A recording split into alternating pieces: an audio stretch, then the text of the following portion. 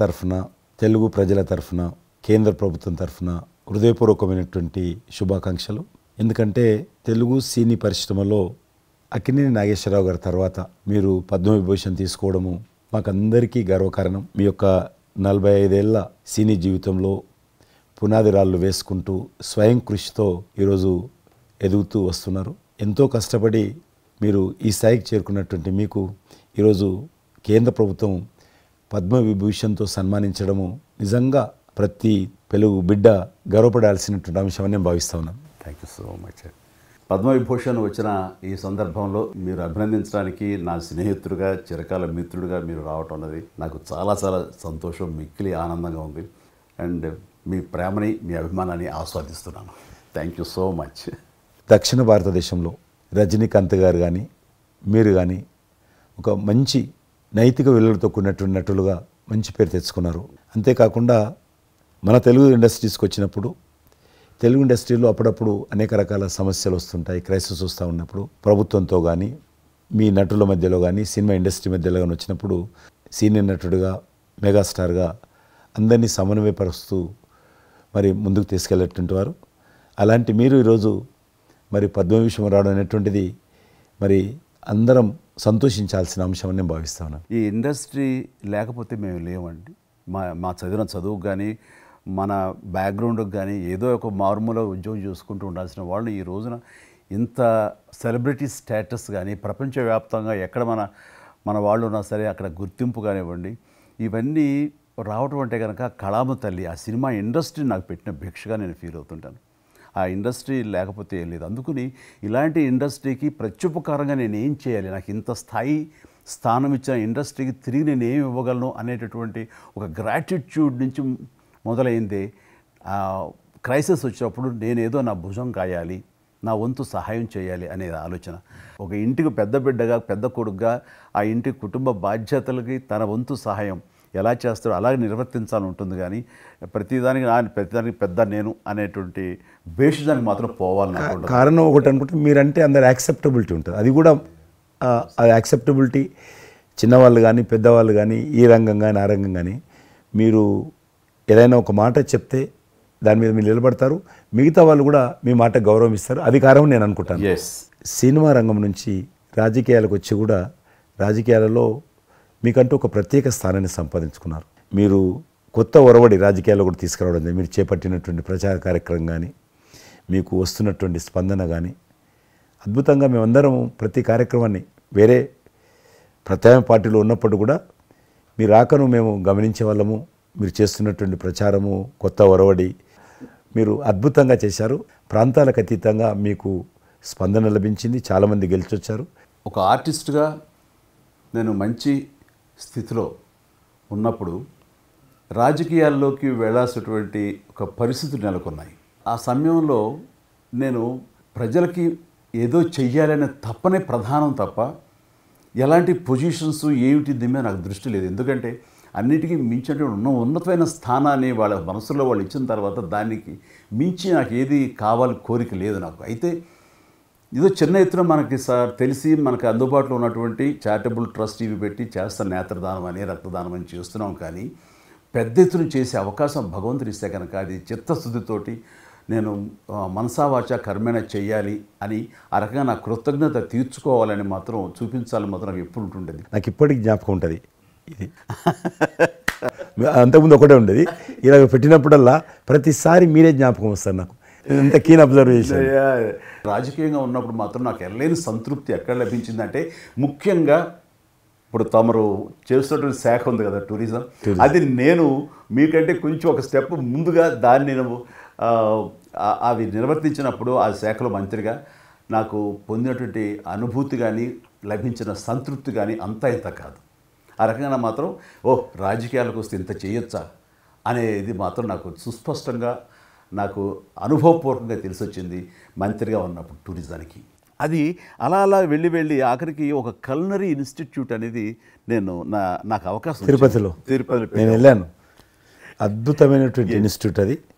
అంటే క్షమించాలి, అది ఇనిషియేట్ చేసి తీసుకురావడం వరకు నేను చేసి ఇంకా ప్లానింగ్ అంతా మీరు ఉన్నప్పుడే జరిగింది. రాబట్టడానికి ఎంత ఇప్పుడు కృషి చేశానంటే అంత ఇంత కాదు, అది మనకు రాకుండా పోయే పరిస్థితులు ఉన్నాయండి. ఆ టైం లోపల ఒక మినిస్టర్నా, ఒక సూపర్ స్టార్నా అన్నీ పక్కన పెట్టేసి ఆ ప్లానింగ్ కమిషన్ చైర్మన్ ఉండేవారు మౌంటిగా అహ్లూవాలియా. ఆయన దీన్ని వద్దు, మనకి ఇది వైబుల్ కాదు, ఇది ఫీజిబుల్ కాదంటే కనుక కాదని ఆయన గుమ్మందరికి వెళ్ళిపోయి చేతులు కట్టుకుని ఇది ఓకే చేయండి సార్, దీని ఆవశ్యకత అంతా కాదు. ఇండియాలో ఉన్నటువంటి ఎన్ని రకాల స్టేట్స్, ఎన్ని రకాల కల్చర్స్ ఉన్నాయో అన్ని రకాల వంటకాలు ఉండేటటువంటి దేశం మందే. అది నేర్పించే ఒక ఇన్స్టిట్యూషను ఈ రోజున మనకి కావాలి, అదే కల్నరీ ఇన్స్టిట్యూట్.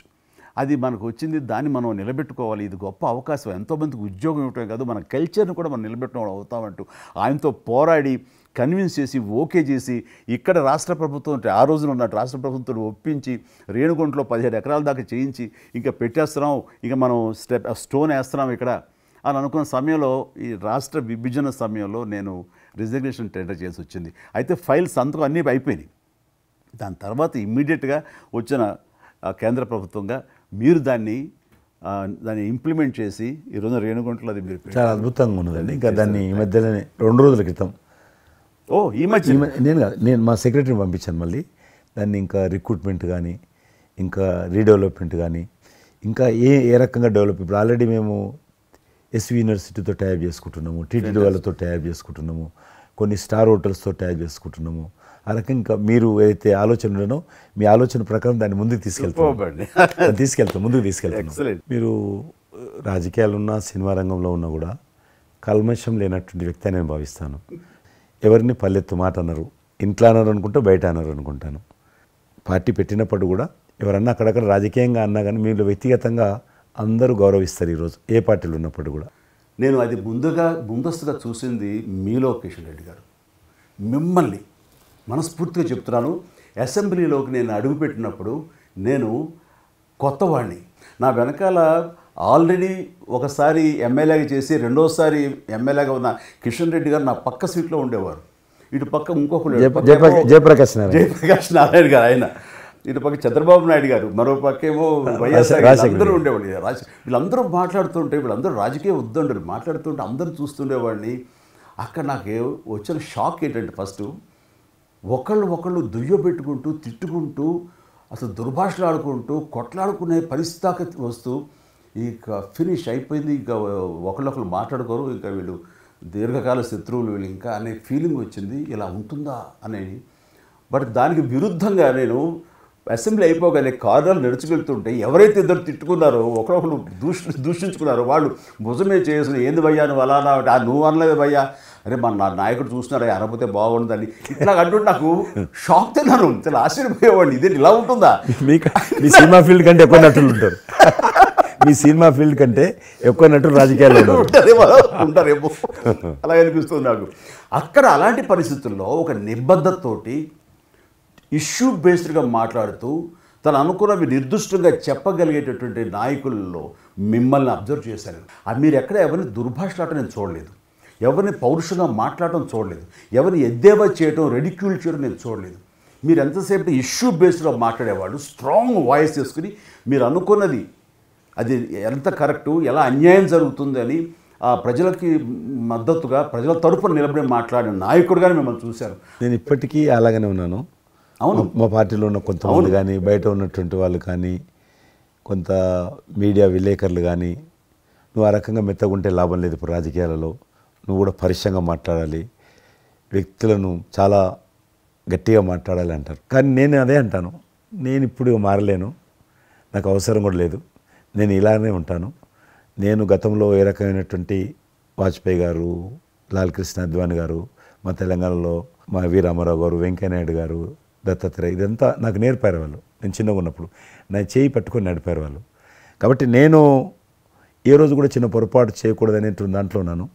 నేను ఎప్పుడన్నా రాస్తారోకో చేసేవాళ్ళం. రాస్తారోకే మాకు వి రామారావు గారిని సిక్కిం గవర్నర్ ఉండే ఎమ్మెల్సీ, ఆయన వెంటనే ఫోన్ చేసేవాడు. నువ్వు ఎక్కడన్నా పోతున్నప్పుడు ఎవరన్నా రాస్తారోకే చేస్తే ఒక 2-3 గంటలు ట్రాఫిక్ జామ్ అయితే నీకెంత బాధ అవుతుంది. కాబట్టి నువ్వు రాజకీయ నాయకుడు అయినంత మాత్రాన రోడ్డు ఆపేసి ప్రజలను ఇబ్బంది పెడితే ప్రజలకు మేలు చేయాలనుకుంటున్నావా, ప్రజలు ఇబ్బంది పెట్టాలనుకుంటున్నావా, ఈ రకంగా ప్రశ్నించేవాడు. నేను ముఖ్యమంత్రులది దిష్టిబొమ్మ తగలబెడితే ముఖ్యమంత్రి తగలబెట్టొద్దు, కావాలంటే గవర్నమెంట్ తగలబెట్టు, వ్యక్తి ఆ రకం చిన్న చిన్న విషయాలు నాకు ఫ్యాంటాస్టిక్ సార్. ఈ రోజుల్లో ఎంతమంది ఇలా ఆలోచించే నాయకులు ఉన్నారు, ఎంతమంది స్టేట్స్మెన్లు ఈ రకమైన సలహా ఆ తర్వాత వచ్చే యంగ్ నాయకులకి సలహా ఇచ్చేవాళ్ళు ఉన్నారు. అవన్నీ కరువడిపోతున్నాయి. ఇవన్నీ కూడా చరిత్రలో జరిగేవంట అనే స్థితిలాగా ఉంది మీలాంటి వాళ్ళు లేకపోతే కనుక. ఈరోజు మనము స్వాతంత్రం వచ్చి 75 సంవత్సరాలైంది. ఈ 75 సంవత్సరాల్లో మనం అనేక రకాలుగా అభివృద్ధి చేసుకున్నాము, ప్రాజెక్టులు కట్టుకున్నాము, ముందుకెళ్ళాము, కొంత మెరుగైనటువంటి పరిస్థితి వచ్చింది. కానీ మన తర్వాత వచ్చినటువంటి స్వాతంత్రం వచ్చినటువంటి దేశాలు కూడా డెవలప్డ్ కంట్రీగా ఎమర్జ్ అయినాయి. మనం ఇంకా డెవలపింగ్ కంట్రీ, అభివృద్ధి చెందిన దేశంగా ఎదగలేదు. కానీ దురదృష్టం ఏంటంటే మనకు టార్గెట్ పెట్టుకోలే. ఎప్పటి లోపల మనం లక్ష్యం చేరుకుందాం అనేది ఎక్కడ కూడా పెట్టుకోలేదు. ఇంకో 75 సంవత్సరాల తర్వాత ఇట్లనే ఉన్నాం అనుకో, ఇంకో 75 సంవత్సరాల తర్వాత కూడా వెనక తిరిగి చూస్తే మనం డెవలపింగ్ కంట్రీగా ఎమర్జ్ కాము. అందుకే ఈ మధ్యలో మన ప్రభుత్వము, కేంద్ర ప్రభుత్వము ఒక టార్గెట్ పెట్టుకుంది. ఇప్పుడు కమింగ్ 25 ఇయర్స్ ప్రపంచంలో అత్యధికమైనటువంటి యూత్ పాపులేషన్ ఇండియాలో ఉంటుంది. కాబట్టి ఈ 25 ఇయర్స్ అమృతకాలం అంటారు దీన్ని. ఎగ్జాక్ట్లీ. ప్రధానమంత్రి కూడా అప్పుడప్పుడు అంటుంటారు ఇది అమృతకాలం. కాబట్టి ఈ 25 ఇయర్స్ మన యూత్ కానీ ప్రతి ఒక్క ఫీల్డ్ కానీ మనము ఇప్పుడు సినిమా ఫీల్డ్ అందుకు సినిమా ఫీల్డ్ 2047లో ఏ రకంగా ఉండాలి, ప్రపంచాన్ని ఏ రకంగా డామినేట్ చేయాలి, అగ్రికల్చర్ ఏ రకంగా డామినేట్ చేయాలి, ఇండస్ట్రీ ఏ రకంగా డామినేట్ చేయాలి, ఎన్జిఓస్ ఏ రకంగా పనిచేయాలి, ఆర్థిక వ్యవస్థ ఏ రకంగా ఉండాలి, ఆ రకంగా ఎవరికి వారు 140 కోట్ల మంది మనం అనుకొని 2047 లోపల 100 సంవత్సరాల స్వాతంత్ర పండుగ జరుపుకుంటాము. ఆ రోజుకు మనం అభివృద్ధి చెందిన దేశంగా ఎదగాలి. ఇంకొక మాట అంటారు ప్రధానమంత్రి గారు, అప్పుడు ఏ పార్టీ ఉంటుందో అధికారం మనకు అనవసరం. అప్పుడు ఎర్రకోట నుంచి ఏ ప్రధానమంత్రి ఏ వ్యక్తి జాతీయ పతాకం ఆవిష్కరిస్తారో మనకు సంబంధం లేదు, ఎవరైనా ప్రజలు అనుకుంటారు. కానీ ఆ రోజుకు మన దేశం ప్రపంచంలో డెవలప్డ్ కంట్రీ స్థాయికి ఎదిగి 3, 4, 5 ఉంటే అట్లో మన దేశం ఉండాలి అనేది అని ఈరోజు మనం అందరం ఒక లక్ష్యంగా పెట్టుకొని ముందుకెళ్తే యూత్ ఏదైతే అంటున్నారో మీరు, ఆ యూత్ కూడా మరి వాళ్ళ జీవితం సాఫల్యం చెందినట్టు అవుతుంది. ఇప్పుడు డెవలప్డ్ కంట్రీస్లో మనది ఆర్థికంగా చూసుకుంటే కనుక ఆర్థిక వ్యవస్థగా మనది 5వ కంట్రీగా డెవలప్ అయింది. లార్జెస్ట్ ఎకానమీ ఈ మధ్య కాలంలో, ఈ మధ్య సంవత్సరాల్లో, ఒక దశాబ్ద కాలం లోపల. ఇప్పుడు వచ్చే 5 సంవత్సరాల్లో మనం థర్డ్ ప్లేస్ చేరుతాం.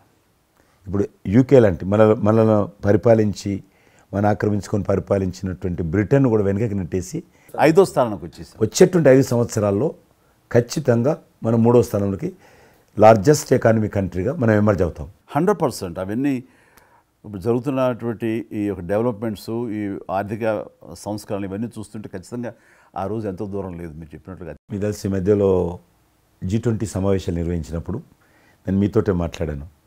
శ్రీనగర్ అంటే ఎట్లా ఉండని పరిస్థితి తెలుసు. ఈ టూరిజం మినిస్ట్రీకి 4 మీటింగ్లు అవుతాయి. ఒక మీటింగ్ అక్కడ పెట్టాలని నిర్ణయించుకున్నప్పుడు ప్రధానమంత్రి అన్నారు, సినిమా ఫీల్డ్ మీద చర్చించండి. ఎందుకంటే సినిమా ఫీల్డ్ ఎక్కువగా షూటింగ్లు చేసేవాళ్ళు. మేము చిన్నగా ఉన్నప్పుడు జమ్మూ కాశ్మీర్ వెళ్ళలేదు ఎవరం కూడా. కానీ దేశంలో ఉన్నటువంటి కోట్లాది మంది కాశ్మీర్ అందాలను చూశారు సినిమాల కారణంగా. ఎవరు పోలేదు అక్కడికి, కానీ చూశారు. కాబట్టి ఆ సినిమా ఫీల్డ్కి సంబంధించినటువంటి సెషన్ పెట్టాలి మీరని చెప్పి ప్రధానమంత్రి గారు చెప్పి ఆయన ఆదేశించిన తర్వాత ఈ సినిమా ఫీల్డ్కి సంబంధించి అన్ని దేశాలకు సంబంధించినటువంటి ప్రముఖులందరినీ కూడా ఆహ్వానించాం. అప్పుడు మేము మీటింగ్ పెట్టాలంటే పాకిస్తాన్ అన్ని దేశాలకు లెటర్స్ రాసింది, చైనా లెటర్స్ రాసింది, టెర్రరిస్ట్ ఆర్గనైజేషన్స్ అన్నీ కూడా హెచ్చరించాయి. జమ్మూ కాశ్మీర్కి వస్తే Kashmir is a disputed place అది, కాబట్టి ఎవరు రావద్దు, వస్తే మాత్రము ఏమైనా అవుతే మాకు సంబంధం లేదని పాకిస్తాన్ కూడా అందరూ హెచ్చరించారు. బట్ ప్రైమ్ మినిస్టర్ చెప్పాడు, ఎట్టి పరిస్థితుల్లో మీటింగ్ పెట్టి తీరాలి, నువ్వు నాకు అనవసరం, నీకేం కావాలో నేను అన్ని ఏర్పాటు చేస్తాను. ఆ తర్వాత నేను మీతో మాట్లాడి ఆ రోజు అప్పుడే కాశ్మీరు అనగానే మీరు కాశ్మీరు లోయల్లో కన్యాకుమారి ఇలాంటి సాంగ్స్ ఎన్నో మాకు గుర్తుకొచ్చినాయి. అలాంటిది మళ్ళీ మీరు మీ పార్టిసిపేషను ఉంటే బాగుంటుంది అనుకున్నప్పుడు ఆ టైంలో నేను రాలేని పరిస్థితిలో రామ్ చరణ్ వస్తే బాగుంటుంది, అతను RRR సినిమా ఆస్కార్ అవార్డు తోటి తను మంచి ఆస్కార్ అవార్డు వచ్చింది, బాగుంటుంది ప్రధానమంత్రి గారు చెప్పాను. అప్పుడు అందరూ ఫారినర్స్ డెలిగేట్స్ అందరూ కూడా ఏ సినిమా సాంగ్ అది నాటు సినిమా డాన్స్ చేశారు అక్కడ. ఎవరు మన కొరియన్ మినిస్టర్.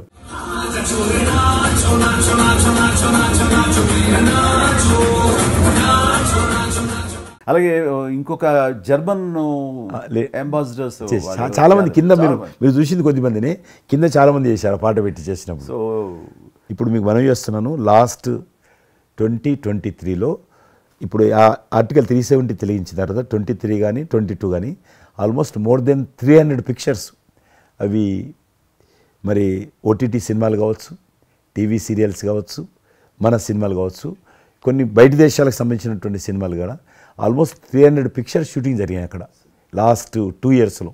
మళ్ళీ తిరిగి మీ ప్రభావంతో ఆయన నరేంద్ర మోడీ గారి చొరవతోటి ఇలాగా G20 కల్చర్ ముఖ్యంగా టూరిజం సంబంధించి సినిమాలను ఎంకరేజ్ చేస్తూ మీరు తీసుకున్న చొరవ, అందులో రామ్ చరణ్కి మీరు ఇచ్చేటువంటి ప్రాధాన్యత ఇవన్నీ కలిపినప్పుడు ఫస్ట్ నా వైఫ్ తన ఫ్రెండ్స్ తోటి ఎక్కడికి వెళదాం ఈ హాలిడే అంటే వాళ్ళ ఫ్రెండ్స్ అందరూ కలిపి కాశ్మీర్కి వెళ్ళారు. అన్నిటికీ మించి మన భారత జాతీయ జెండా రెపరెపలాడుతున్నది. మీకు తెలుసలేదు, మా పార్టీ తరఫున మాకు మురళీ మనోహర్ జోషి గారు ఉండేవారు, పార్టీ అధ్యక్షుడు అద్వానీ గారి తర్వాత. ఆయన కన్యాకుమారి నుంచి కాశ్మీర్ వరకు యాత్ర తీసాం. ఏంటో తెలుసా డిమాండ్? అక్కడ శ్రీనగర్లో జాతీయ పతాకం ఎగరడం, దానికోసం ఉద్యమం. చూడండి, ఒక జెండా ఎగరడం కోసం. ఆడికి మిలిటరీ మధ్యలో, పోలీస్ ఫైరింగ్ల మధ్యలో ఒక జెండా మేము జమ్మూ కాశ్మీర్ కానీ ఆపేశారు మమ్మల్ని. అక్కడ నుంచి మిలిటరీ విమానంలో తీసుకుపోయి ఆయన ఒక్కరిని అక్కడ జెండా ఎగిరినట్టు చేసి మనం తీసుకొచ్చారు. దల్ లేక్ అని ఉంది అక్కడ, ఉన్నది కదా. మొన్న 15th ఆగస్ట్, ఇంతకుముందు 15th ఆగస్ట్ ఏదైతే మనము 70 సంవత్సరాల పండుగ జరుపుకున్నాము, 50,000 మంది అమ్మాయిలు అబ్బాయిలు స్కూల్ పిల్లలు అందరూ చేతులలో 3 రంగుల పతాకాలు పట్టుకొని దల్ లేక్ చుట్టూ ఊరేగింపు చేశారు. అది మార్పు. ఇంకొకటి నాకు సంతోషం ఏంటంటే, మీరు రాజకీయాలకు రాకముందే మీకంటూ ఒక ప్రత్యేక స్థానం సర్వీస్ యాక్టివిటీలు చిరంజీవి చారిటబుల్ ట్రస్ట్ చాలా పెద్ద ఎత్తున చేయడం అనేటువంటిది నిజంగా అది చాలామందికి ఆదర్శమైంది. మిమ్మల్ని చూసిన తర్వాత చిరంజీవి గారు పెట్టిన అంత పెద్ద నటు పెట్టడం మనం చేయకూడదని వాళ్ళ స్థాయిలో పెట్టినటువంటి చాలా సంస్థలు మీ నుంచి స్ఫూర్తి తీసుకొని పెట్టారనేది నాకు తెలిసిన వాళ్ళు కూడా చాలామంది చెప్పారు. కాబట్టి అది గొప్ప విషయం. మీకు ఎందుకు వచ్చిన ఐడియా? అది ఏదైనా సరే ముందు మన మనసులో తిరిగి ప్రత్యుపకారంగా ఏదైనా చెయ్యాలి అనే భావం ఒకటి ఉంటేనండి అవకాశాలు ఎదురుగా ఉంటాయండి మన ఎదురుగా. అలా చూసేటప్పుడు ఆ టైంలో రక్తం దొరకక చనిపోయే వాళ్ళు చాలామంది ఉన్నారు. వారి గర్భస్రావంతో, డెలివరీ సమయంలో, యాక్సిడెంట్ సమయంలో కొంతమంది క్షతగాతులు, అట్లాగా లుకేమియా కానివ్వండి, క్యాన్సర్ కానివ్వండి, ఇలాంటివి తలసేమియా కానివ్వండి, ఇలాంటి చాలామంది ఉన్నారు. ఇంతమంది జనాభా ఉన్న ఈ దేశంలో రక్తం ఇచ్చేవాళ్ళు లేకుండా పోయారు. ఎందుకంటే రక్తం అనేది ల్యాబుల్లో తయారు చేసేది కాదు, ఒక మనిషి మరొక మనిషికి దానం ఇస్తేనే జరిగేది. సో ఆ మాత్రం లేదు, ప్రత్యామ్నాయం లేదు. సో ఇది కేవలం మంచి మనసుతోటి ఉండేవాళ్ళు ఇచ్చేదే. వాళ్ళని మోటివేట్ చేయాలంటూ నేను ఏం చేస్తానంటే, నా ఫ్యాన్స్ని ఫస్ట్ మోటివేట్ చేద్దామని దీని ఆవశ్యకత చెప్పడం కోసంగా షార్ట్ ఫిల్మ్స్ కానివ్వండి, ఎక్కడ పెడితే అక్కడ నేను ఇవ్వటం మొదలుపెట్టేసరికి ఈ రోజున రక్తం ఇవ్వటం కోసంగా ముమ్మరంగా ముందుకు రాగలుగుతున్నారంటే దాన్ని ఇనిషియేట్ చేసింది, దానికి ముందస్తుగా దాన్ని మోటివేట్ చేసింది నేను అని చెప్పుకోవడానికి నాకు గొప్ప విషయం అండి. కానీ మీరు ఒక ఉద్యమంలాగా తయారు చేశారు దాన్ని, ఒక మూమెంట్ లాగా తయారు చేసి మిషన్కి hats off to my fans and motivate అయిన ధర్మాత్ములు, మంచి మనసు ఉన్న వాళ్ళు ఎంతోమంది ముందుకు వచ్చారు. వాళ్ళందరికీ కూడా ఈ సందర్భంగా చేతులెత్తి నమస్కరిస్తాను. ఇక్కడ మీ గురించి నేను ఇంకోటి విన్నాను. మీరు ఏదైతే నా సేవా కార్యక్రమాల గురించి మీరు ప్రస్తావించారో అదే సమయంలో నేను కోవిడ్లో కూడా నేను కొంచెం యాక్టివ్గా ఉండి మా కార్మికులకి సంబంధించి 3 నెలల పాటు 4 నెలల పాటు నా మిత్రుల సహకారంతో నేను కొంత అమౌంట్ తోటి సినిమా ఫీల్డ్లో పనిచేస్తున్నటువంటి దాదాపు ఆఫీస్ బాయ్ నుంచి మొదలు పెడితే టెక్నీషియన్స్ వరకు కూడా మీరు చాలా పెద్ద ఎత్తున 40,000 మందికి నేను గ్రాసరీస్ ఇవ్వగలిగాను వాళ్ళకి బయటికి రాని పరిస్థితిలో. బట్ అదే పరిస్థితిలో మీరు దేశవ్యాప్తంగా మీరు ముఖ్యం ఇక్కడ మన రాష్ట్రానికి సంబంధించి తెలంగాణలో మీరు ఫ్రంట్ లైన్లో ఉండి ప్రతి వాళ్ళని పరామర్శిస్తూ, ప్రతి హాస్పిటల్కి వెళుతూ ఎవరైతే ఆ రోజున ఫ్రంట్ లైన్ హీరోస్ ఉన్నారో వాళ్ళందరినీ పరామర్శిస్తూ మీరు అద్భుతంగా పెద్ద ఎత్తున చేశారు. అదే కాకుండా మన ఇండియా లెవెల్లో మీరు corona command control room, corona command control room మీకు మీ ఆధ్వర్యంలో జరిగింది. అప్పుడు మీరు చేసిన సేవల గురించి దేశం ప్రస్తావించారు. అంటే అప్పుడు నోడల్ మినిస్ట్రీ, హోమ్ మినిస్ట్రీ ఉండింది. ఏమైనా డైరెక్షన్స్ దేశానికి ఇవ్వాలన్నా, రాష్ట్ర ప్రభుత్వాలకు ఇవ్వాలన్నా, లాక్డౌన్ ఎక్కడ పెట్టాలి, ఎక్కడ పెట్టకూడదు, ఎప్పుడు పెట్టాలా, లాక్డౌన్లో ఏ స్థాయికి వెళ్ళాలా అన్నీ కూడా హోమ్ మినిస్ట్రీ ఇచ్చేది. నేను అప్పుడు హోమ్ మినిస్ట్రీలో ఉన్నాను. ప్రజలకు రోజువారీ అవసరమైనటువంటి 24 మినిస్ట్రీస్, 3 జాయింట్ సెక్రటరీస్ ఒక్కొక్క మినిస్ట్రీ నుంచి 8 గంటల చొప్పున హోల్ నైట్ టు డే 24/7 ఆ బ్యాచ్ కరోనా కంట్రోల్ రూమ్లో కూర్చోవాలి. ఆ రకం కూర్చున్నప్పుడు దానికి యాజ్ ఎ మినిస్టర్గా నన్ను ఇన్ఛార్జ్ పెట్టారు ప్రధానమంత్రి గారు, అమిత్ షా గారు. చాలా అద్భుతంగా నేను కూడా ఆల్మోస్ట్ 1.5 మంత్ ఆఫీసులోనే పడుకున్నాను. మిలిటరీ విమానాలలో ఆక్సిజన్ పంపించాను, మీకు తెలుసు. మిలిటరీ విమానాలు చాలా ఒక విమానం ఢిల్లీ నుంచి ఆక్సిజన్ తీసుకొని వస్తే గ్రీన్ ఛానల్ ద్వారా హైదరాబాద్ సికింద్రాబాద్ స్టేషన్ వచ్చేంత వరకు కూడా ఎక్కడ ఆగకపోయేది. అంత నెట్వర్క్ గ్రీన్ ఛానల్ అంటారు. ఆ రకంగా విమానాల ద్వారా నేను గాంధీ హాస్పిటల్కి ఆల్మోస్ట్ 12 సార్లు పోయాను లోపలికి. ఎవరైతే వెంటిలేటర్ మీద పేషెంట్స్ ఉంటారో, నేను బుక్ ఒకటి ప్రింట్ చేశాను. వెంటిలేటర్ మీద పేషెంట్ దగ్గరికి దగ్గరగా మాట్లాడాను. దేవుడి మీద భారం ఇచ్చి తిరిగాను. ఆ రకంగా ఎందుకు వెళ్ళానంటే ఏదో పబ్లిసిటీ కోసం కాదు. డాక్టర్లు పనిచేస్తున్నారు, ఆడ నర్సులు పనిచేస్తున్నారు, ఆడ శానిటేషన్ సిబ్బంది పనిచేస్తారు, క్లీన్ చేయడం. వాళ్ళు పనిచేస్తున్నప్పుడు మనం వాళ్ళని గాలికి వదిలేసి మీరు పని చేయండి, మేము రాజకీయ నాయకులము, మేము ఇళ్ళల్లో ఉంటాము, మేము రాము అని కూడా దాన్ని బట్టి నేను లోకల్గా ప్రజాప్రతినిధిని, ఎంపీని అని చెప్పి మా ఇంట్లో భయపడుతున్నా, అందరూ భయపడుతున్నా. ప్రెస్ వాళ్ళందరూ వచ్చేవాళ్ళు. ప్రెస్ వాళ్ళందరినీ గేట్ కాడ, బయట మెయిన్ గేట్ కాడ ఆపాడు. ఇక నేను పోయేవాడిని, మొత్తం చూసేవాడిని. ఆ సూపరింటెండెంట్ కూడా నాతో పాటు లోపలికి వచ్చేవాడు ధైర్యం చేసి నేను వెళ్ళినప్పుడు.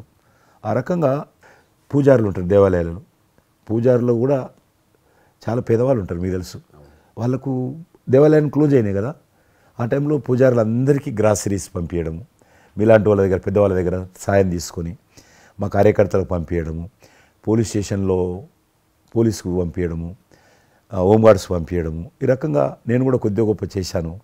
ఇక్కడ మా వాళ్ళతోటి కలిసి నా కాన్స్టిట్యున్సీ చూసి ఈవెన్ నా పార్టీలో ఉన్నటువంటి, నాకు పనిచేసినటువంటి పేద కుటుంబాల కార్యకర్తలకు కూడా గ్రాసరీస్ పంపించాను నేను. ఆ రకంగా కూడా వర్కౌట్ చేశాను. మీ కుటుంబంలో కూడా చాలామంది మీకు బంధువులు సినిమాలు వచ్చారు. అందులో ఇద్దరు ప్రముఖంగా, మీ అబ్బాయి చరణ్ గారు కావచ్చు, మీ సోదరుడు పవన్ కళ్యాణ్ గారు కావచ్చు. వాళ్ళిద్దరిట్లో మీకు నచ్చిన సినిమా ఏముంటుంది? పవన్ కళ్యాణ్ సినిమాల్లో నాకు తొలి ప్రేమ ఒకటి చాలా ఇష్టం, బద్రీ ఇష్టం, అలాగే జల్సా అనే ఇంకో సినిమా, అత్తారింటికి దారేదైతే చాలా అవి తను చేసినవి సినిమాలైనా అన్నీ కూడాను అద్భుతమైన సినిమాలే, 1-2 తప్ప. అండ్ చరణ్ రెండో సినిమా మగధీర నభూత నా భవిష్యత్. మీరు అసెంబ్లీలో నాకు వచ్చి చెప్పారు, ఏది మగధీర రిలీజ్ అయిన రోజు ఉన్నారు మీరు, జ్ఞాపకం ఉందో లేదో మీకు? కరెక్టే కదా, మీరు షేర్ చేశారు. చాలా బాగా నడుస్తుంది మా అబ్బాయిది, మంచి. అదే టైం మీరు అసెంబ్లీలో కూడా చెప్పారు మాకు, మామూలుగా మాట్లాడుతున్నారు, మగధీర చాలా అద్భుతంగా వచ్చింది, చిరంజీవి అని. మీరు ఎంత సంతోషపడిపోయారో. మీకు రాజకీయంగా మీ తదనంతరం లేదా మీతో పాటు మీ బంధుగణంలో కానీ, మీ బంధువులో కానీ, మీరు ఎంకరేజ్ చేసే మీ శిష్య వర్గంలో కానీ ఎవరైనా ఉన్నారా? అంటే నేను మా కుటుంబం నుంచి ఎవరిని ప్రోత్సహించలేను. ఎవరన్నా ఇష్టం ఉంటే వాళ్ళు రావాలి ఫ్యూచర్లో. నేను ప్రోత్సహించలే ఎవరిని కూడా. నాకు పార్టీలో గ్రూప్ అంటూ లేదు. అందరూ పార్టీ కార్యకర్తలందరూ నా గ్రూపే, పార్టీయే నా జెండా. ఆ రకంగా నేను ఎవరిని వ్యక్తిగతంగా నా మనిషిని ప్రోత్సహించుకోవడము, లేకపోతే మా కుటుంబ సభ్యులను ప్రోత్సహించడం అనేటువంటిది, ఎవరైనా రాజకీయాలు అంటే వాళ్ళ స్వేచ్ఛ, మనం బలవంతంగా తీసుకొచ్చి నిలబెట్టారు అనేది నేను జనాలు కూడా అనుకోలేదు ఇప్పటివరకు. అయితే ఈ ఫ్యూచర్ ఏమైతే చెప్పలేను ఇప్పటికైతే. మీరు ఒక గ్రూపు, నా కార్యకర్తలు నా గ్రూప్ అని మీరు అంటే నాకు ఒక విజువల్, ఒక ఫోటోగ్రాఫ్ గుర్తుకొస్తుంది. మీరు వైట్ హౌస్ ముందు మీరు కొంతమంది కార్యకర్తలు అలా ఉన్నారు, కానీ వాళ్ళు నిశ్చితంగా చూస్తే నరేంద్ర మోడీ గారు ఉన్నారు ఆ టైంలో కూడా. మీకు అప్పటి నుంచి కూడా నరేంద్ర మోడీ గారితో సత్సంబంధాలు ఉండేవా? అద్వానీ గారు ప్రెసిడెంట్ ఉన్నప్పుడు 1994లో నేను అప్పుడు యూత్ వింగ్లో పనిచేస్తున్నాను. American council of young political leaders, అది యుఎస్ గవర్నమెంట్ ఏజెన్సీ. వాళ్ళు ఏం చేసేవాళ్ళంటే కొన్ని ముఖ్యమైనటువంటి దేశాల నుంచి అప్పుడప్పుడు యూత్ డెలిగేషన్, పొలిటికల్ పార్టీకి సంబంధించినటువంటి యూత్ డెలిగేషన్, యంగ్ లీడర్స్ అంటారు, యంగ్ లీడర్స్ని పిలిచి మా దేశం ఏ రకంగా అభివృద్ధి చెందుతుందో మీరందరూ చూసి మీరు మీ దేశాల్లో మాకు దేశం గురించి ప్రచారం చేయాలి, వాళ్ళ కాన్సెప్ట్ అది. అద్వానీ గారు ముగ్గురిని సెలెక్ట్ చేశారు. నన్ను హైదరాబాద్ నుంచి, తెలంగాణ ఉమ్మడి రాష్ట్రం ఆంధ్రప్రదేశ్ నుంచి, కర్ణాటక నుంచి అనంత్ కుమార్ అని చనిపోయారు, మినిస్టర్ ఉండేవారు, సివిల్ ఏవియేషన్ మినిస్టర్ ఉండేవాడు, కల్చర్ మినిస్టర్. ఆయన చనిపోయారు మధ్యలోనే. అక్కడ గుజరాత్లో ఆర్గని పార్టీకి సెక్రటరీ ఉండేవాడు నరేంద్ర మోడీ గారు, అప్పుడు మినిస్టర్ కాదు ఇంకా మా ముగ్గురిని సెలెక్ట్ చేసి ఢిల్లీకి పిలిచాడు. పిలిచి ఇట్లా మీరు పార్టీ తరఫున పోవాలి అని చెప్పి, నన్ను కూడా నువ్వు పోవాలన్నప్పుడు నాకు పాస్పోర్ట్ లేదు, నాకు చాలా చిన్న ఏజీ, ఫ్లైట్లో మొదటిసారి పోయినా నేను. తొందర రమ్మంటే మా పార్టీ ఫ్లైట్ టికెట్ ఇస్తే పోయాను. మాట్లాడినాక వారు చెప్పారు మీరు ముగ్గురు కూర్చున్నాక ఇంటి ముందోటి కటింగ్ షాప్ ఉంది, నరేంద్ర మోడీ గారి గడ్డ ఉంది, నాకు గడ్డ ఉంది, చిన్నోని. మీరు ఇద్దరు క్లీన్ షేవింగ్ చేసుకురా అన్నాడు. నరేంద్ర మోడీ ఇంటి మా అమ్మ పోయిన క్లీన్ నాకు చూపించాలండి మళ్ళీ వచ్చి. మళ్ళీ పోయి క్లీన్ షేవింగ్ చేసుకొని నరేంద్ర మోడీ గారు మేము ఇద్దరం, ఎందుకంటే అయినా మీరు పార్టీ రిప్రజెంట్ చేయడం లేదు, మీరు ఇండియాని రిప్రజెంట్ చేస్తున్నారు, టైంకి రావాలా, టైం పోవాలని చెప్పి మమ్మల్ని పంపించిన తర్వాత నరేంద్ర మోడీ గారు మీరు చూడండి ఆ ఫోటోలో ఆయన సంఖ్య బ్యాగ్ ఉంటుంది. ఆ బ్యాగులో పుస్తకము పెన్ ఉంటుంది. మేము రాజులాగా పుస్తకం లేదు, పెన్ లేదు, మేము పోతుంటే అందులో భాగంగానే వైట్ హౌస్ లోపల రానిచ్చేవాళ్ళు చాలా దూరంకి వెళ్ళి, కానీ చూపించేవాళ్ళు బయట ఉండే కొంత అమెరికా ఇది వైట్ హౌస్ అక్కడ కనిపిస్తుంది, అందులో అది ప్రెసిడెంట్ రూము, ఇక్కడ కనిపిస్తుంది కిచెను, ఇది కాన్ఫరెన్స్ హాలు.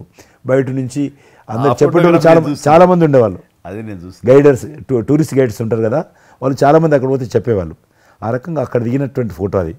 ఎందుకు రిలీజ్ చేశానంటే ప్రధానమంత్రి గారు అయిన తర్వాత నాకు ఫోన్ చేశాడు, కిషన్ ఏమన్నా మీ దగ్గర ఫోటోలు ఉన్నాయా?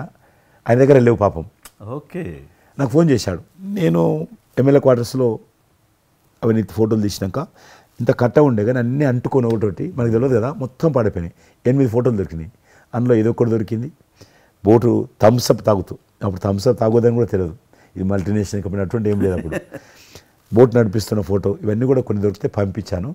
ఆయన ఏ వైట్ హౌస్ ముందు అయితే నేను ఫోటో దిగాను గేట్ కాడ, ఈరోజు అదే వైట్ హౌస్ ఆహ్వానం మేరకు వైట్ హౌస్ లోపలికి వెళ్తున్నానని ఆ ఫోటో రిలీజ్ చేశాడు. Excellent experience. ప్రైమ్ మినిస్టర్ ఆ ఫోటో అప్పుడు బయటకు ఆ ఫోటో బయటకు వచ్చింది. ఆ రోజు ప్రైమ్ మినిస్టర్ గారు అయిన తర్వాత అమెరికాకి వెళ్తున్న రోజు రిలీజ్ చేసిన ఫోటో అది. మీరు మాకు ఒక మాట ఇచ్చారు, మీరు మన ఆఫీస్ ఏదైతుందో టూరిజం ఆఫీసు ఢిల్లీలో నేను వస్తాను, మన ఇద్దరం ఒకసారి ఎందామని అన్నారు. కానీ మీ ఒత్తిడి కారణంగా మన ఒత్తిడి కారణంగా జరగలేదు. ఇంకా అది రేపు ఎలక్షన్స్ తర్వాత మళ్ళీ అది చెప్పలేము కాబట్టి అది వస్తాను. అది కాకుండా మీరు నాకు ఇంకా జ్ఞాపకం, ఆఫీస్లో ఉన్నప్పుడు నాకు గర్వం ఫీల్ అవుతాను. ఎందుకంటే మీరు పెట్టిపోయినటువంటి ఫోటోలు, ఇండియాకి సంబంధించినటువంటి టూరిజం డెస్టినేషన్ యొక్క ఫోటోస్ ఏవైతున్నాయో అవి ఇంకా ఆ రకంగానే ఉన్నాయి. నేను అడిగిన ఎవరు పెట్టారంటే చిరంజీవి గారు పెట్టారంటారు. డ్రైవర్ కూడా మీకైతే డ్రైవర్ ఉండను, అతను ఇప్పుడు నా దగ్గర ఉన్నాడు, రణధీర్. మీకు చెప్తుంటారు సార్ మై చిరంజీవి సాబ్ కా భీ మై సాబ్ డ్రైవర్, మై చలాయితా ఉన్కా గాడి ఢిల్లీ మే, అది ఆప్కు మే చలా రూమ్ సాప్ అంటాడు. ఇంకా ఉన్నాడు పాపం. చాలా సీనియర్ అండి అతను, చాలా మంచి. మన ఉమ్మడి ఆంధ్రప్రదేశ్ ఉన్నప్పుడు మనం ఇండియాలోనే మనమే ఆరోగ్యశ్రీని ప్రారంభించామన్నది నాకు తెలిసినటువంటి వాస్తవం. ఆ తర్వాత మిగతా రాష్ట్రాలు కూడా వ్యాపించింది అనేది చాలా ఇది. అలాంటి ఆరోగ్యశ్రీకి కిషన్ రెడ్డి గారే ఆద్యులు, అంకురార్పణ చేసిన వాళ్ళు అని బయట బాగా వెనుకడు ఉంది. ఆ తర్వాత ప్రభుత్వాలు పికప్ చేసాయి. అది ఎందుకు, ఎలాగా, అది మీరు ఎట్లా ఇనిషియేట్ చేశారు ఆరోగ్యశ్రీ అనేది? 2004 నేను ఎమ్మెల్యే అయినప్పుడు పేరున్న మందకృష్ణ మాదిక్ గారు, ఆయన వాళ్ళకి సంబంధించినటువంటి ఎస్సీ వర్గీకరణ మీద పోరాటం చేస్తూనే సామాజిక సమస్యల మీద కూడా పోరాటం చేసేవారు. దివ్యాంగులకు పెన్షన్ పెంచాలని ఆయన తిరుగుతున్నప్పుడు ఈ అనేక జిల్లాలలో గుండె జబ్బులు ఉన్నటువంటి పిల్లలు జన్మించేవాళ్ళు. వాళ్ళకు ఆ రోజు ఒక ఆపరేషన్ చేయాలంటే 10 లక్షలు, 12 లక్షలు, 13 లక్షలు అయ్యేది. పేదవాళ్ళకి అది అవకాశం ఉండేది కాదు. చాలామంది చనిపోయేవాళ్ళు కూడా. అప్పుడు రాజశేఖర రెడ్డి గారు ముఖ్యమంత్రిగా ఉన్నారు. మేము ట్యాంక్ బండ్ కింద అంబేద్కర్ భవనం ఉంది, అక్కడ మీటింగ్ పెట్టుకున్నాము. ఒక 3000 మంది పసిపిల్లలు వాళ్ళ తల్లిదండ్రులు వచ్చారు. మీటింగ్ అయినాక ఆ మీటింగ్లోనే ఒక అబ్బాయి చనిపోయాడు. ఇప్పుడు ఏం చేయాలి సేమ్ అబ్బాయి అంతే వచ్చాడు, చిన్న పసిబాబు అందే వచ్చాడు, అబ్బాయి చనిపోయాడు. మేము ఏం చేసినాం, నేను మందకృష్ణ గారు కలిసి, నేను కూడా ఉద్యమానికి వెళ్ళాను. ఆ అబ్బాయి డెడ్ బాడీ పట్టుకొని అంబేద్కర్ ట్యాంక్ బండ్ నుంచి అంబేద్కర్ విగ్రహం దగ్గరకు వచ్చాం. మాతో పాటు ఆ పసిపిల్లలందరినీ తీసుకొచ్చాం, 3000 మంది పసిపిల్లలు. అంబేద్కర్ విగ్రహం ట్యాంక్ బండ్ దగ్గర అంబేద్కర్ విగ్రహం మొత్తం ఆ పిల్లలు వాళ్ళ తల్లిదండ్రులు కూర్చున్నాం, డెడ్ బాడీ పెట్టుకొని కూర్చున్నాం. ఎట్టి పరిస్థితుల్లో రాష్ట్ర ప్రభుత్వం అందరికీ కూడా ఉచితంగా చిన్నపిల్లలందరూ కూడా ఆపరేషన్ చేయించాలి, ప్రైవేట్ హాస్పిటల్లో కానీ ఎక్కడైనా వాళ్ళ ఇష్టం చేయించాలి, వీళ్ళ ప్రాణాలు కాపాడాలని డిమాండ్ తోటి కూర్చున్నాం. 11 గంటలకు కూర్చున్న తర్వాత రాజశేఖర రెడ్డి గారు దురదృష్టం ఆ రోజు ఢిల్లీకి వెళ్ళిపోయాడు, ఢిల్లీలో ఉన్నాడు. బట్ ఢిల్లీ నుంచే ఫోన్లో మాట్లాడాను నేను. మాట్లాడి నేను తర్వాత ఆలోచిస్తాం, మీరు అట్లా చేయొద్దు, ఎందుకంటే మమ్మల్ని లాఠీ చేయడానికి వీలేదు, పసిపిల్లలు, గుండె జబ్బులు ఉన్న పిల్లలు, మమ్మల్ని నెట్టేయడానికి వీలేదు పోలీసులు కూడా విచిత్రమైన పరిస్థితి, ఆందోళన, ఉద్యమం చేస్తున్నాం మేము, చాలా డెడ్ బాడీ పెట్టుకొని ఉన్నాం.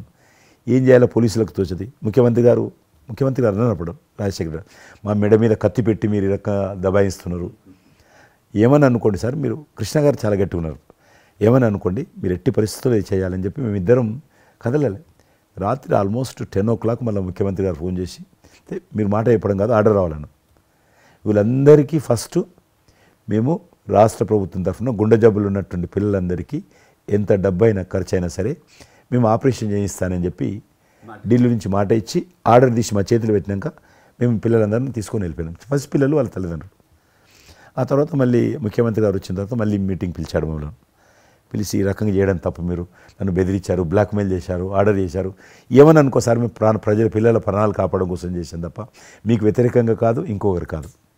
అందులో బాబు చనిపోయాడు. తర్వాత ముఖ్యమంత్రి ఆలోచన చేసి డాక్టర్లను పిలిచి ఎట్లా చేద్దాము, అప్పుడు సర్వే చేయించాడు. వాళ్ళు గ్రామ పంచాయతీలో సర్వే చేస్తే 2 లక్షల మంది పిల్లలు ఉన్నారు ఒక్క ఆంధ్రప్రదేశ్లోనే. ఉభయ రాష్ట్రాల్లో గుండెకు జబ్బు హోల్ ఉండి పుట్టినటువంటి వాళ్ళు 2 లక్షల మంది పిల్లలు ఉన్నారు. ఇంతమందికి నేను ఎట్లా చేస్తా అది ఇదని మళ్ళీ సర్వే వచ్చిన తర్వాత వెరిఫికేషన్ వచ్చిన లిస్ట్ తీశాడు, అంచనా వచ్చిన తర్వాత అప్పుడు ఆయన ఇన్సూరెన్స్ ఏదైనా చేద్దామా అని, ఆయన డాక్టర్ కదా ఒరిజినల్గా, ఆయన డాక్టర్ వృత్తి చదువుకున్నది MBBS అయినా, ఆయనకి ఈ విషయం బాగా తెలుసు కాబట్టి ఏం చేద్దామని ఆలోచన చేసి అప్పుడు ఇన్సూరెన్స్ పథకం ఆ పిల్లల కారణంగా, గుండె జబ్బులు ఉన్నటువంటి పిల్లల కారణంగా ఆ 2 లక్షల మందికి పిల్లలు ఇన్సూరెన్స్ చేయాలన్న వచ్చినటువంటి ఆలోచనే ఈ ఆరోగ్యశ్రీ పథకం. అలా మీరు ఇనిషియేట్ చేసినటువంటి ఈ ఆరోగ్యశ్రీ కానివ్వండి, ఇది నిజంగా ఇలాంటి సామాజిక స్పృహ అనేది రాజకీయంగా ఆలోచిస్తే వచ్చేది కాదండి. ఇది మానవతా విలువలతోటి మానవత్వంతో ఆలోచించారు కాబట్టి ఈ రోజున అది సఫలీకృతం కాగలిగింది. భారతదేశంలోనే అది ఒక అందరూ ఆచరించేటువంటి గొప్ప పథకం అయింది. అది ఎంతమంది లబ్ధి పొందుతారో వాళ్ళందరూ బ్లెస్సింగ్స్ మీకు ఉండాలి. అసెంబ్లీలో ఉండగా నాకు ఒక రిప్రజెంటేషన్ ఇచ్చారు. ఈ హోమ్ గార్డ్స్ గురించి మీరు తీసుకున్న శ్రద్ధ ఆహ్వానించిన మీరు పడ్డ తపన కానీ అంతా ఇంత కాదు. అండ్ అది మీరు ఈ రోజున వాళ్ళకి ఏదైనా లబ్ధి చేకూరిందంటే దానికి కూడా నాంది పలికిన వాడు కిషన్ రెడ్డి గారు. 3,000 జీతం ఉండేది సార్ వాళ్ళకు. కుటుంబము వాళ్ళు 12 గంటలు 13 గంటలు 14 గంటలు ఇప్పుడు ట్రాఫిక్ చేస్తుంటారు కదా, వాళ్ళు 12 గంటలు దుమ్ము ధూళి ఎండలో వాళ్ళు ఇట్లా ఏలు పెడితే మొత్తం మన చేయి నల్లగా అవుతుంది, అంత మట్టి కాలుష్యంతో ఉంటారు వాళ్ళు. రోజు వాళ్ళు ఇచ్చే బట్టలు తెల్ల షర్ట్ వేసుకోవాలి, వాళ్ళు కాకి ప్యాంట్ వేసుకోవాలి. ఉదయం వేసుకునే షర్టు 2 గంటలలో కలర్ మారిపోతుంది.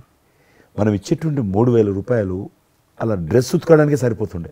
అందుకే కిషన్ రెడ్డి గారు మీరంటే ఎంత గౌరవం అంటే, మీరు రాజకీయ లబ్ధి గురించి ఎప్పుడు చూసేవాళ్ళు కాదు, మీ కాన్స్టిట్యున్సీకే పరిమితమైన మీరు ఎప్పుడు కాదు, విస్తృతంగా అందరికీ లబ్ధి చేకూరే విధంగా తీసుకున్నారు. కాబట్టి అలాంటి మీకు ఆ బలం, మీ వాయిస్కి ఆ స్ట్రెంగ్త్ అలాగా, ఎందుకంటే మీ ఆశయంలో ప్యూరిటీ ఉంది, మీ ఆశయంలో చిత్తశుద్ధి ఉంది మీ ఆచరణలో. కాబట్టి మీలాంటి నాయకుల వల్లనే అవుతుంది ఏదైనా సరే. జనవరి 22 నాడు నేను టీవీలో చూశాను, మీరు అయోధ్యలో రామమందిర నిర్మాణంలో మీ దగ్గర కెమెరాలు పెట్టడము, మీరు కామెంట్ చెప్పడము, మిమ్మల్ని పిలవడము, మీరు పోవడము, మీరు ఆ రోజు టీవీలో దేశమంతా అన్ని టీవీలు మాట్లాడాయి. మీకు మీరు ఏ రకంగా ఫీల్ అనిపించింది మీకు? అది హనుమాన్ని ప్రార్థించే ఆయన మా కులదైవంగా చూసిన మాకు రామచంద్రుడు ఆ నామమే మాకు ఒక రకమైన గొప్ప స్ఫూర్తి మాకు. అలాంటి రాముడు మమ్మల్ని ఆహ్వానించినట్టుగా అనిపించిందండి. అది అక్కడ 500 సంవత్సరాలుగా ఎన్నో ఇక్కడ ఉన్నటువంటి ప్రాబ్లం అనేది అది సునాయాసంగా చేయటం అన్నది అది ఆయన వల్లనే అయ్యింది, నరేంద్ర మోడీ గారు తలుచుకోబట్టి అయ్యింది అనేది. అలాంటి దానికి మేము ఆహ్వానించబడటం అనేది అది మేము చూసుకున్న అదృష్టం, పుణ్యం. చాలామంది అందరము భయపడ్డాం ఏమైపోతుందో దేశంలో, గొడవలు అయితే మత కళాలు జరుగుతుందేమో. కానీ అదృశ్యం ఏంటంటే ముస్లింలు కూడా చాలామంది సానుకూలంగా. ఇక్కడ నేను ఒక విషయం చెప్పాలి. నేను రామ మందిరం నుంచి నా హోటల్ ఉంది అక్కడ, ఆ హోటల్కి వెళ్ళడానికి నేను కారు హైర్ చేసుకున్నాను మా ఫ్యామిలీ. అది ముస్లిం డ్రైవర్. సో ఈ రోజున ఇంత కాంట్రవర్షియల్ ఈ ప్లేస్లో ఈ రోజున టెంపుల్ కట్టడంపై మీరందరూ ఎక్కడో కొంత అసంతృప్తితో ఉండుంటారు కదంటే, కాదండి, ఈ రోజు నుంచి మా టెన్షన్ రిలీవ్ అయిపోయింది, మేము చాలా రక్షణతో ఉన్నామన్న ఫీలింగ్ ఉంది. ఎంత హిందూ కాన్వర్జేషన్ అండి. ఇక్కడ 144 సెక్షన్ ప్రివేల్ అవుతూ ఏ రోజున ఏం గొడవలు జరుగుతాయి, ఎక్కడి నుంచి ఏ ఘర్షణలు జరుగుతాయి, స్కూల్కి వెళ్ళి మా బిడ్డలు వస్తారా వెళ్తారా అనే టెన్షన్లో ఉండేవాళ్ళం మేమంతా. అండ్ అలాంటి ఘర్షణలో వాళ్ళు ముస్లిమ్సా లేకపోతే హిందూస్ అని ఏం చూడరు కదండి, ఎవరు అందరూ సఫరర్సే. అలాంటి పరిస్థితులు ఇప్పుడు నెలకొన్న సమయంలో ఎలాంటి గొడవలు లేకుండా ముందు ఒక నిర్ణయం తీసేసుకున్నారు. ఎస్, రామ మందిరం కట్టేసారు, అయిపోయింది. ఇక్కడి నుంచి లిఫ్ట్ చేసేసారు 144 సెక్షన్, ఇంకేం లేదు, అన్నీ సజావుగా సాగిపోతాయంటే మాకు సెక్యూరిటీ ఫీలింగ్ వచ్చింది, మా బిడ్డలకు రక్షణగా ఉంది, మాకు ఇంకేమీ కాదన్న భరోసా వచ్చింది మాకు.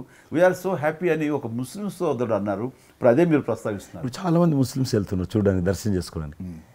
ఒక అమ్మాయి అయితే బాంబే నుంచి నడుచుకుంటూ వచ్చింది, 22nd చేరుకుంది అక్కడ అమ్మాయి.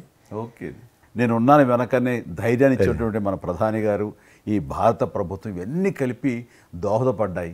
అందుకని ఆయన ఒక మాట అన్నారు అయోధ్య టైంలో, మొన్నటిదాకా టెంట్లో రాముని చూసాం, ఇంకా రాముడికి ఆ పరిస్థితి లేదు, ఆయన ఒక పర్మనెంట్ స్ట్రక్చర్లో ఉంటాడు అని అన్నప్పుడు అందరూ మంచి రెస్పాన్స్ ఇచ్చారు, బాగా రెస్పాండ్ అయ్యారు. అట్లాగా ఈ రోజున ఆయన తీసుకున్న ప్రతి కార్యక్రమం కూడాను ఒక మత సామరస్యాన్ని సూచిస్తుంది. దానికి నేను ఒక విషయం కూడా చెప్తాను, మీరు చెప్పారు కదా, నేను ఎలక్షన్ ప్రచారానికి 2019లో కానీ అంత ముందుగానే వెళ్ళేవాడిని. డిఫరెంట్ రీజన్స్ మా పార్టీకి సంబంధించి కావచ్చు, ఇతరత్ర కావచ్చు. మేము వెళ్తున్నప్పుడు ముస్లిం సమాజాన్ని బస్తీలు కూడా వస్తాయి కొన్ని, మేము ఎంత మైకులు పెట్టుకొని డ్రమ్ కొట్టుకుంటూ పోయినా కూడా ఒక్కరు కూడా బయటకు వచ్చేవాళ్ళు కాదు. ఇప్పుడు పరిస్థితి త్రిపుల్ తలాక్ అని ఒకటి ఉండేది, అది ముస్లింలో ఒక సాంప్రదాయం. అది ఏదైనా భర్త కోపం వచ్చినా 3 సార్లు తలాక్ అంటే ఆడబిడ్డ ఇంటి నుంచి వెళ్ళిపోవాలి. 3 సార్లు అంటే తలాక్ అంటే వెళ్ళిపోవాలి. అయితే దాన్ని మోడీ గారు త్రిపుల్ తలాక్ సిస్టాన్ని చట్టం చేసి ఇది చేయడానికి వీల్లేదు, ముస్లిం మహిళలకు కూడా హక్కులు ఉంటాయి అని చెప్పి ఆయన చేశాడు. అప్పుడు కూడా చాలామంది భయపెట్టించారు, మత కళాలు జరుగుతాయి, అట్లా వేయొద్దు, నువ్వు ముస్లిం పర్సనల్ విషయాల్లో మీరు జోక్యం చేసుకుంటున్నారంటే ఆయన చాలా వివరంగా చెప్పాడు. ఈరోజు నువ్వు ఒక భర్తగా నీ భార్యకు తలాక్ అని ఇచ్చేసి పంపించేస్తున్నావు. రేపు నువ్వు తండ్రి అవుతావు, తండ్రి అయిన తర్వాత కూడా మీ అల్లుడు నీ కూతురుకు తాగని విడాకులు ఇచ్చి పంపిస్తే అప్పుడు నువ్వు ఎంత బాధపడతావు?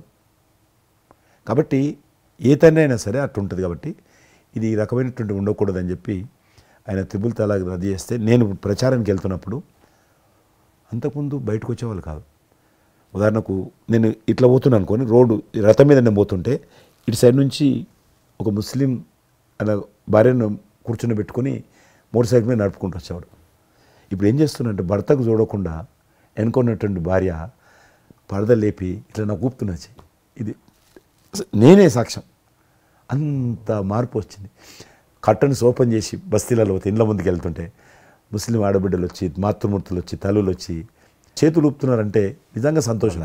అంటే ఆడబిడ్డలో 10 కోట్ల మంది ముస్లిం ఆడబిడ్డలు ఈ దేశంలో, కానీ అది రావడంతో వాళ్ళకు ధైర్యం వచ్చింది, వ్యతిరేకత లేకుండా ఏ ప్రొటెస్ట్ లేదు. అదే ఫస్ట్ ఆఫ్ ఆల్ విజయం. కాబట్టి ఈరోజు ఆ రకంగా మీరు చెప్పిన దాన్ని బట్టి వాతావరణం మార్పు వచ్చింది. ఈరోజు మత కళాలు లేవు, కర్ఫ్యూలు లేవు. హైదరాబాద్లో ఎన్ని గొడవలు జరుగుతుండే, ఒక్క గొడవ లేదు అక్కడ. బాంబేలో, యూపీలో ఎక్కడ చూసినా మత కళాలు ఉండేది. ఈరోజు ఆల్మోస్ట్ 98% కమ్యూనల్ క్లాసెస్ అయిపోయినాయి. ఎక్కడ కూడా కర్ఫ్యూ అనే లేదు.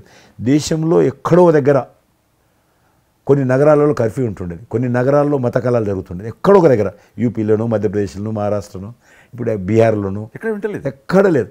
ఈవెన్ జమ్మూ కాశ్మీర్ లాంటి రాష్ట్రంలో కూడా 144 సెక్షన్ లేనటువంటి పరిస్థితి ఉన్నది. మీరు వేయచ్చా అంటున్నారు, అద్భుతంగా ఉంది మాట. అది నరేంద్ర మోడీ గారు చాలా విజనరీగా ఆ రకంగా చేశారు. చాలా సంతోషం కృష్ణరెడ్డి గారు, మీరు నన్ను అభినందించడానికి అవార్డు తీసుకుంటున్న సమయంలో ఆ పురస్కరించుకుని మీరు వచ్చినందుకు, నన్ను అభినందించినందుకు ధన్యవాదాలు తెలియజేస్తూ, మీతో ఇంతసేపు సంభాషించడంలో ఎన్నెన్నో విషయాలు తెలుసుకున్నాను, నాకు అనుభవపూర్వకంగా తెలిసినవి మీతో పంచుకున్నాను. అండ్ మీలాంటి నాయకులు రావాలి, ఉండాలి, మరి ఎంతోమందికి ఇన్స్పిరేషన్గా ఉండాలి.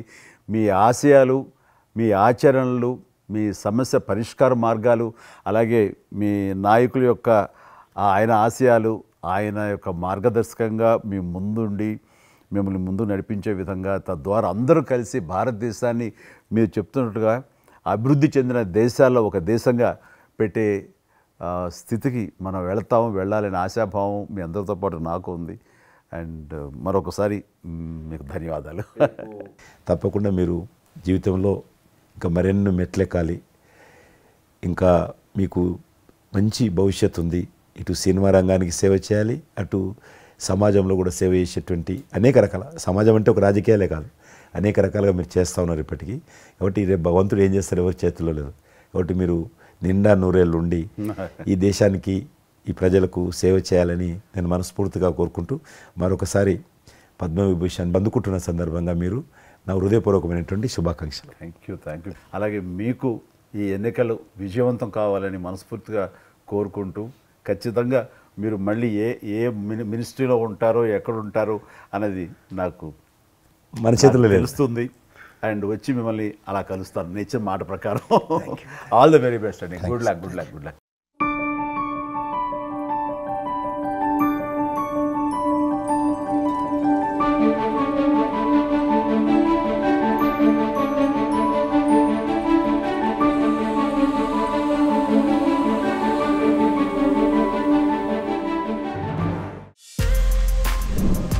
For more videos like this, subscribe Big TV channel.